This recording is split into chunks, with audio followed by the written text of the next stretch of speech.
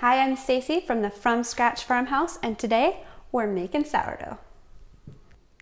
I am super excited for this. If you've been following along, then you know that our family of 9 is on a mission to ditch the grocery store and become more food self-sufficient. So the goal with the sourdough is to be able to ditch this bad boy and remove it from our grocery list. In the comments below, I will link a blog post that will have my sourdough starter quick start guide, as well as links to all of the supplies I'm using here and a couple of my favorite sourdough books. Before we get started though, I want to give you a little bit of a background on where I'm coming from into this challenge. I made sourdough a few years ago. I was excited about it at the time. I put a lot of effort into it. And after a couple months of working on my starter and making a few loaves of bread from it, my family started telling me, you know, we don't really like sourdough. We don't like the taste. They didn't like how sour it tasted. So I pitched it and I thought, well, if they're not going to eat it, this is a waste of my time. Little did I know that you could actually adjust the taste of sourdough by how you feed it, and this probably could have solved this problem of them not liking the taste. So I'm starting over, starting a new starter, and I'm going to spend more time this time working with it and hopefully getting a taste that my family will enjoy. Okay, I will also be making here 2 different starters with 2 slightly different methods and 2 different types of flour. So the first type of flour I'm going to be using is an organic unbleached, all-purpose white flour. And the other type of flour I'm going to be using is Kamut, which is actually a brand name of an heirloom grain that I've become a little interested in lately, and I'll post more information about Kamut in that blog post as well, if you're interested in looking into that. But I wanted to make 2 different sourdough starters with the 2 different flours so that I could play around with both. And I figured if I'm going to be feeding one, I might as well be feeding both at the same time. Okay, so the supplies that you're going to need. This is a glass bowl with a lid. It is a glass lock 3.75 quart. Now, of course, you don't need this one exactly. The other one I have for my other starter here is just a half-gallon glass jar. I've been told that this size works really well, so I did seek out this particular bowl for one of my starters, but it was actually kind of spendy, so I'm going to play with both and see if this is really necessary. You will also need some purified water. If you live in a city, it is important that you leave your water on the counter overnight to let the chlorine that they add to city water evaporate, because that will affect your starter. But just leave it out overnight and you'll be good to go the next day.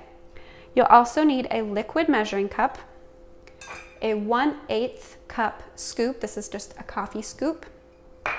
You'll need a spatula, a silicone spatula, or you can use a wooden spoon. Just make sure that you aren't using metal in your sourdough starter, because that can react with it and affect it. I want to point out that I have this sitting here only to sift the flour before I scoop it, not to put in the starter, okay?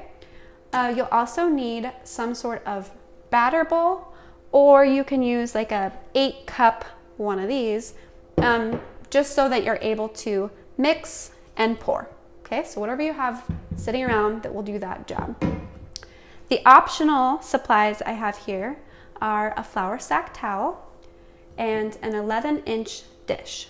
Okay, so the idea behind this variation, or this method that I'm going to show here, is that the sourdough will sit in this bowl, the flour sack towel will go on top, it will go into the dish, soaking up water and keeping into the towel, and then keeping the starter more moist.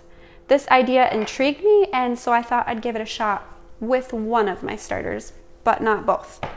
This setup was definitely more expensive, so I wanted to try just my regular all-purpose flour starter in a cheaper, easier way, I guess you could say. Also, I don't have it to show you here, but I'm gonna need a piece of cheesecloth and a rubber band to put on top of this so that it can release gases and let the wild yeast in without getting anything in the starter while it's fermenting. Okay, let's do this, shall we? So the first step is, if you're doing the dish method, to pour about a 1/2 inch of water into the dish. Then I'm going to place my folded flour sack towel into the dish and set it aside.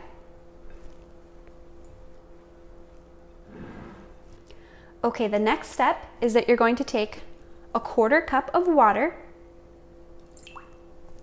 and 3/8 cup of flour. So I'm going to sift my flour so that my measurements are a little bit more accurate. The most accurate way to do this would probably be to weigh it out, but who has time for that, right? Okay, so I'm going to measure my flour.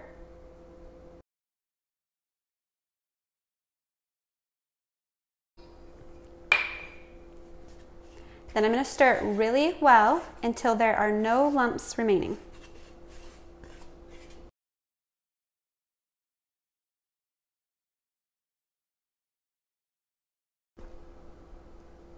I'm going to scrape the sides so that it's all contained in the bottom middle of the bowl. Okay, next I'm going to wring out this towel. You don't want it soaking wet, just damp. I'm going to place this bowl into the dish. Then the flour sack towel goes on top and the bottom gets tucked underneath. And we are just going to tuck in this starter. It is good to go.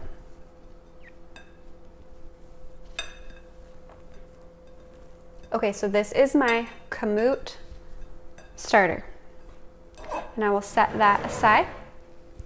Now we are going to be making the starter with just the regular unbleached white flour. All-purpose. Okay, so for this, we will use 1/4 cup of water,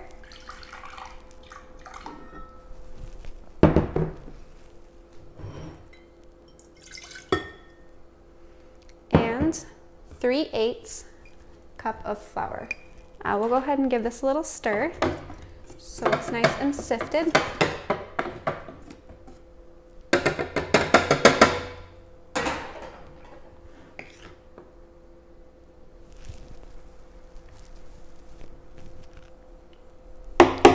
And yes, I keep a knife in my flour box for scraping the top.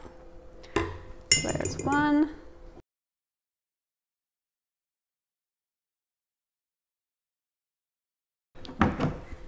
Okay, and I'm gonna grab a different spatula. We'll be right back. Okay, we're gonna go ahead and give this a stir.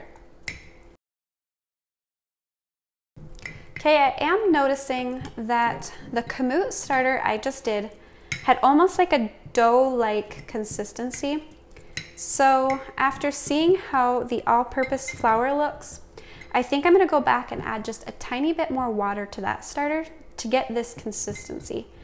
I think that flour must be just a little bit more thirsty, I guess, just soaks in more. I think this is more the consistency that we're looking for, which is like a thick pancake batter.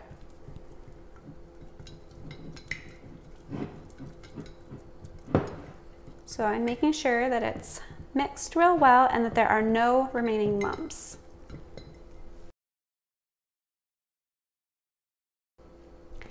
Okay, so now I'm going to secure a piece of cheesecloth with a rubber band on top of this starter.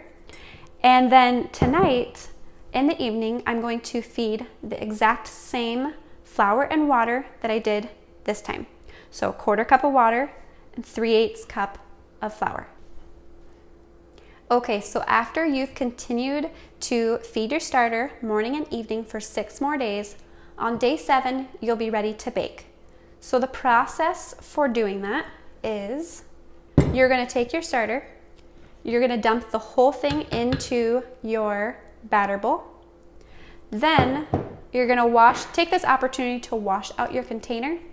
If you are using this method with the flour sack towel, you're gonna switch out your towel and wash both dishes, okay? You want a nice fresh place for it to come back to, because then you're going to take 1/2 cup of your starter from the batter bowl and dump it back into your starter container, whichever method you're using, okay? So this becomes your continued starter.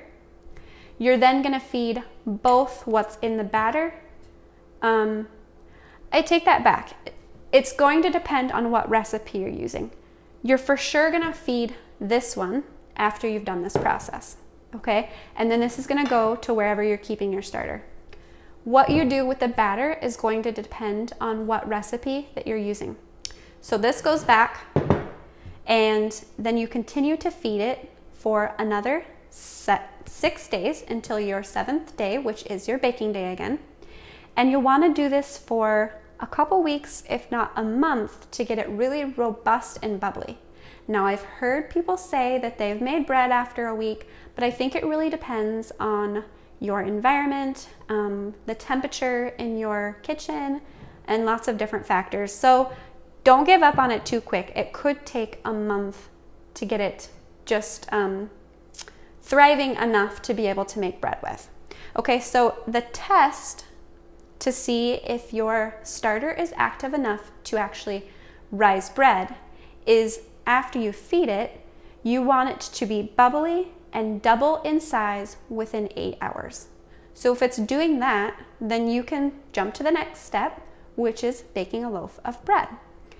Also, when it gets to this point of being very active and bubbly, you can start keeping your starter in the fridge, which the benefit of this is it no longer needs to be fed every single day when it's living in your fridge. It goes into like a dormant state.